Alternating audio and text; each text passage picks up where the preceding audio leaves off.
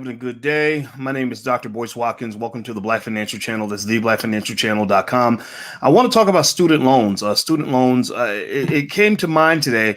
I did a video about it yesterday, but I had to do kind of a follow-up because I saw a really great point that was made by Jay Morrison. Jay Morrison was bringing up student loans today, and I got to talk to Jay. Jay's a friend of mine. And one thing that Jay mentioned was something that is smart and obvious, and I agree with him 100%. He says, why is it so easy to get student loans, even up to hundreds of thousands of dollars, with no job and no collateral?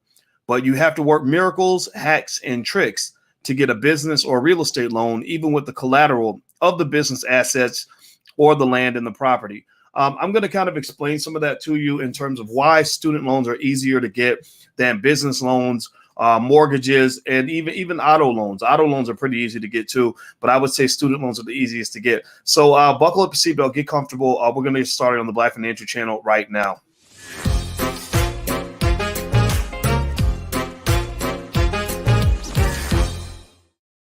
Hey, what's going on, guys? My name is Dr. Boyce Watkins. Welcome to the Black Financial Channel. That's theblackfinancialchannel.com.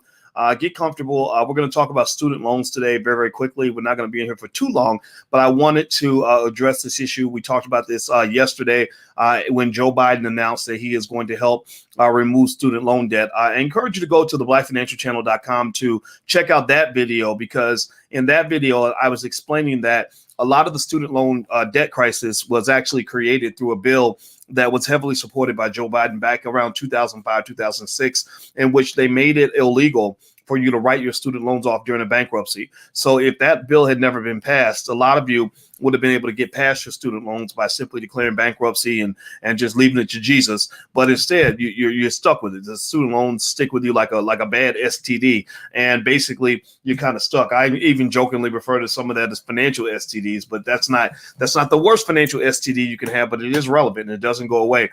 So let me talk about. Let me kind of dig into this and ask you guys. Give me a yes or no in the chat.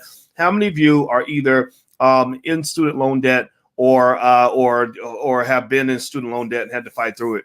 Now, Smart Work says can't find the Generational Wealth website. It's generationalwealthconference.com. I'll give you the URL. There's the URL on the screen. So go to that URL. You can still sign up for the Generational Wealth Conference. We still have day 2, and you can go check it out. So how many of you have dealt with student loan debt in the past or in the present at all? Give me a yes or no in the chat if you are a student loan veteran. And what I'm going to tell you is this. I don't think you should feel bad, because basically student loans have hammered a lot of people. Let me tell you why. A lot of people have asked this question, so I thought I would answer it real quick for you guys. They would ask, why is it so easy for me to get a student loan of hundreds of thousands of dollars when I've got no assets, no income, no collateral, and not even a credit history? I mean, don't you think give me a yes or no if you think that's a little bit strange that you can get these massive amounts of money loaned to you when you're 18 years old and you and you have no assets, no credit history, no financial literacy, don't know nothing about nothing, but they're loaning you $100,000 at a time. Give me a yes or no if you think that's kind of crazy. I think it's very strange. It doesn't make any sense. Well, if you look at the research behind it, it does make sense for the people that are making those loans. It doesn't make sense for you. It makes sense for them. Let me explain a couple of reasons why student loan debt is so easy to obtain and what it's actually done to the U.S. economy. First of all, let me start by saying that the student loan debt crisis is literally the next financial bubble that's going to bust, and it's going to body slam the U.S. economy. The same way, anybody remember when you had the crisis with mortgage-backed securities? Give me a yes or no if you remember back in the day when you had the mortgage-backed security crisis right before Obama got elected, where basically all these defaults were happening and suddenly the whole financial system was about to collapse. Anybody remember that? Well, the reason that was happening was because they set up the wrong system with the wrong incentives. They were incentivizing people to make loans that weren't backed by quality in terms of the ability of the borrower to repay. It was that simple. And so back then you had the mortgage-backed securities. Now you've got the student loan asset-backed securities, which are similar to the mortgage-backed securities. The mortgage-backed securities are backed by mortgages that people pay. The student loan asset-backed securities, called SLABS, are backed by student loans. So these SLABs used to be great investments. They allowed a good ROI for the people that loan the money, but now That's not true anymore, because now student loan default rates grow every single year. In fact, I found a chart on Investopedia that I'd like to show you actually on student loan defaults. Let me see if I can find it. Hit the thumbs up button if you haven't done it yet. Please hit the thumbs up button. Let me see here. Let me find it on Investopedia, because I'd like to actually show you the screen and share my screen with you. So here's the deal. Student loan defaults have gone up, and also the total amount of debt has just skyrocketed. A lot of the reason that the student loan debt has skyrocketed is because the companies and the banks that were making these loans were heavily incentivized to just make the loans and not worry about repayment. Well, why was that? Well, because the government set up an infrastructure that guaranteed that they were very likely to get their money back. So let me show you. I got the screen in front of me here. Let's see. Here we go. Boom. All right. So look at this. This is the total number of student loan borrowers. You see back in 2008, this is the number. And then you see a steady increase over time. And then also you hear the average loan balance per borrower. You see student loan debt is just going crazy. It's going ballistic. And also what follows that are higher default rates. So students are not only borrowing more, but they're actually defaulting more. And so the crash is going to happen. It's like watching a train wreck in slow motion. So I have no doubt that there will be a financial crisis linked to student loans. Now, to answer specifically that question, why would a company, why would a bank loan a ton of money for you to go to school when you have no assets, no collateral, no income, no credit history? Well, a lot of it starts with the Joe Biden bill. Back in the day, Joe Biden helped to pass not just the crime bill. That's what he did in the 90s. In the 2000s, the bill that he passed or that he pushed for was a bill that made it illegal for you to write your student loans off in a bankruptcy. What that did was that guaranteed with the banks that they were going to be able to chase you down for your money for their money for the rest of their life, that there was no chance that you were just going to duck the obligation and walk away. And the reason for that, the reason that he pushed forward with this bill was because his big financial backers were people that were actually in the banking industry. So one reason that it made sense to make the loans is because the government's like, we got your back. We'll make sure that they pay. We won't let them write this off in bankruptcy. The other interesting thing was, in addition to that, you had government subsidies and guarantees to back up student loans as well. So the bankers felt very comfortable making these loans to 18-year-olds who would never borrow money in their life, because the government would actually step in and subsidize. Some of you remember getting subsidized student loans. There were some loans that were guaranteed by the government. Also, you had the SLABS, the student loan asset-backed securities, where they would do what they call not collateralized, securitize all these loans, like package all these loans, your loan in with 10,000 others, and make it into a big security, and people could actually go buy it, and they would actually get the interest payments on the security the same way you loan money and somebody pays you interest. So what this did was it drove up higher university tuition costs. University said, well, hey, since all this money's out there available for our students to borrow so they can pay us, well, why not increase the price of tuition? Because they're going to go to college anyway. Everybody feels like college is important, like we all have to go. So basically, because everybody needs it, and there's plenty of money out there to borrow to do it, then what we'll do is we'll just tell everybody, just go sign this piece of paper and you can come to college. And so everyone signs a piece of paper and everyone's going to college. It feels like it's free because you don't have to pay it till later. And so what happens, unfortunately, is you go through life with this big monkey on your back, this big pile of debt. And the reason that it's easier for you to get the student loan than it would be for you to get something more beneficial for yourself, like a mortgage or a business loan, is because unlike the mortgage and the business loan, the student loans were backed by the government on every single level.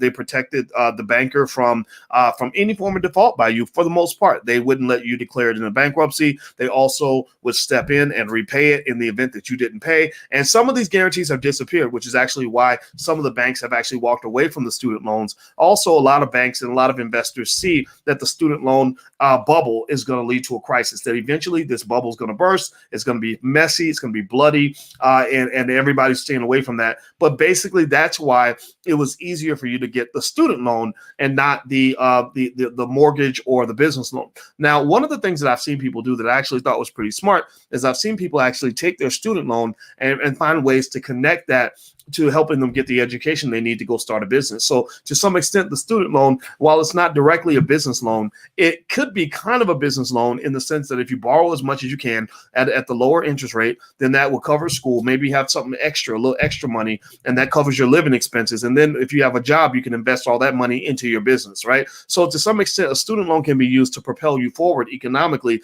even if you plan to be a business owner. I'm a believer that any Black person that wants to get ahead financially will become a business owner and an investor. Borrowing a bunch of money to become an employee just does not work. For most people, it doesn't work. Even for doctors and lawyers now, it doesn't work because the amount of the debt is so high. Also, the financial literacy level is so low for so many people. And then on top of that, the ability to generate independent income is incredibly low. We have a lot of people that know how to go get a job, doctors, lawyers, dentists, etc. That know how to go work for somebody. But what is not there is the skill to actually create your own income through things like entrepreneurship. So I am advocating that as a community, we must completely shift our culture over to entrepreneurship, investing, and real estate ownership as core key values in the community. That idea of being an employee should be the fourth thing on the list. First, you learn how to invest in the stock market. Then secondly, you learn how to start a business. You start a family business because that's where your wealth is. You just don't know it yet. And then third, you own real estate. You acquire as many assets as you possibly can. You literally fiend for the assets. So when they say cream, money moves, cash moves everything around me. Cream, get the money, dollar bill, y'all. No, forget all that. Real estate ownership moves everything around me. Owning my business, owning pieces of other people's businesses through the stock market, owning real estate and assets and land and property. That should be the thing that moves you economically, not getting a job, not having a high income. Even the things like getting the bachelor's degree and all that stuff, those are nice. That's cute. That's okay. But that's not really going to help you dominate in this economic system. Okay. So those are my thoughts that I just wanted to share that with you. I hope that helps you. This answers that question. Not to say Jay couldn't answer it on his own. Jay's a smart guy. He's a good brother. I like Jay a lot, but I just wanted to kind of address that because I thought that this student loan thing is something that a lot of people were confused by. Like, why can I get why are you going to let me borrow $200,000 to go to school and give my money away to this university, but I can't borrow $200,000 to build something with my family? That doesn't make any sense. Well, that's because the economic system has its favorite children. So basically, when they loan you $200,000 so you can instantly hand the money off to a big white university, that's very different from loaning you $200,000 that you can then hand off to a big Black business, right? And that's where the power is. When the debt is made available, who are they incentivizing you to give the money to? That's how things like even charity gets exploited in that way. There are big charitable organizations that will go out and raise $100 million. And it's not so much about the money being available. That's not the good deed. The good deed is not done yet. The question is, who gets that money once it becomes available? So if I have a charity, let me just is how the economic game kind of works. Some of you need to kind of understand this because we get played all the time. If a charity raises $100 million, and they say, well, we're raising money for Ethiopia. We have starving kids in Ethiopia. We want to raise $100 million for the kids in Ethiopia. Are the kids in Ethiopia really getting that money? Is Ethiopia really getting that money? Or are you going to give the money to someone else who is claiming to provide a service for Ethiopia? Right. So if I have a business or if I have a charity and I say we're going to raise $100 million or for Haiti, let's use Haiti as an example. How many of y'all really think that any Haitian that the Haitian people actually got all that money that was raised by the Clinton Foundation? I'd be curious. Let me look this up. Hit the thumbs up button. We're going in a little bit of a different direction here, but I think this makes the point. Hit the thumbs up button, please. So how much money did the Clintons raise for Haiti? Let's see how much money the Clintons raised for Haiti. The Clinton Foundation, it says here that they raised $30 million for Haiti. I believe it's more than that. I thought it was a bigger number than that, but 30 million. And I know that probably about $1 billion was raised when Haiti had the earthquake. Now I need you to process this for a moment. How much of that billion or more that was raised for Haiti around the world, how much of that do you think went to Haitian business owners so they could start small businesses? How much of that money do you think went to the Haitian people? It was 15 billion. Thank you, Mark. That sounds like a reasonable number. I mean, it was in the billions. It was in the billions. I want to look it up, but I didn't have the number in front of me. Let me see how much money was raised for Haiti in donations. Okay, let's see here. Okay, Red Cross. The Red Cross raised $500 million by themselves. So billions of dollars are raised with Haiti. Haiti, the suffering of Haiti, just like the suffering of Black people in America, was mass marketed for the economic gain of a select group of people, right? So they mass marketed Haitian suffering to entice people to give. Once those people gave, that money didn't go to Haiti. That money went to people who were claiming to be stewards of Haiti, right? And that's where the power is. The power is not in how much money was given. The power is who is the steward of the resources? Who's controlling the resources? Who decides whether that $500 million for the Red Cross is going to go to the people of Haiti and to business owners in Haiti versus how much of that money is going to stay in the hands of the Red Cross or be given to a few, trickle down to a few of the Haitian elite who are allegedly collecting money on behalf of the Haitians. And you know how that system works out, right? So that's important for you to understand, because that same game is being played with you in the United States as well. You have people that will, if you ask politicians, okay, we have Black business owners, we want to own schools, we want to own businesses, we want money in people's pockets. They'll say, well, okay, great, we'll create jobs for you. We won't let you own businesses, but we'll give you a job. Or we won't let you own the school, but we will build a school and we'll run it. We'll pay ourselves to run the school and we'll give you an education, right? No, you need to ask for the ownership of the school. You need to ask for the ownership of the business. You need to ask for the ownership and control of the resources. That's a powernomics principle. So let's go back to the student loan issue. Here's how your student loans are making white people rich. I'm gonna keep it that blunt and that simple. When the government or a bank gives you a $200,000 loan for you to go to school, they are not giving you $200,000. They are giving the university $200,000 to give you an education from which you can go and try to do something with that if you want to. Not to say education is bad, but that's very different from it. Literally, pay attention. If they literally, for example, we have the Black Business School, right? And so if they pass one law that said something like, with your student loan money, when you get $200,000 to go to school, you can actually use that $200,000 to get an education from the Black Business School.